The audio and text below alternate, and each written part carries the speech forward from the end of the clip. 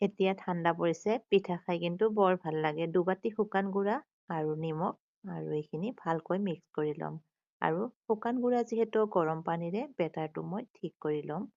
আৰু এনেকে হাতেৰে অকণমান ঠিক কৰি ল'লোঁ। এনেকে হাতেৰে ঠিক কৰি ল'লে কি হয়, গুড়খিনি ধুনীয়াকৈ মিক্স হয়, পিঠাখিনিও বৰ ভাল হয়। আৰু গাখীৰটো আগৰে পৰা মই গৰম কৰি ৰাখিছিলোঁ। তাৰে ওপৰতে এলাচি কেইটামান দিলোঁ, লগতে চেনি আৰু অকণমান মই নিমখো দি দিম ইয়াতে। আপোনালোকে নিমখটো যদি খাই ভাল নাপায় নিদিলেও হ'ব মিঠাত।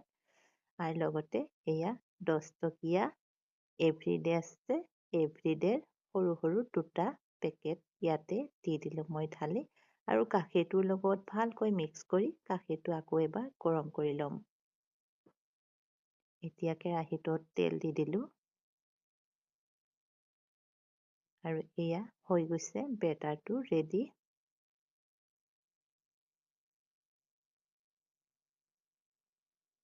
এতিয়া পিঠাখিনি মই বনাই ল'ম।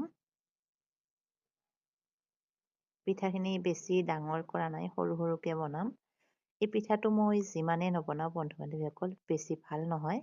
তথাপি মই খাই ভাল পাওঁ যিহেতু, সেইকাৰণে মই পিঠাটো মাজে মাজে বনাওঁ। চেষ্টা কৰি থাকোঁ, কেতিয়াবাতো ভাল হ'ব, নহয়নে? আৰু এয়া হৈয়ে গৈছে মোৰ পিঠাখিনি ৰেডি। পিঠাখিনি কিন্তু সৰু সৰুকৈ বনাইছোঁ। দেখিবলৈ বৰ ধুনীয়া হৈছে আৰু নৰম তুলতুলীয়া হৈছে পিঠাখিনি। আৰু পিছৰ চাইডটো অকণমান ৰঙা কৰিছোঁ, ৰঙা কৰিলে খাবলৈ ভাল লাগে।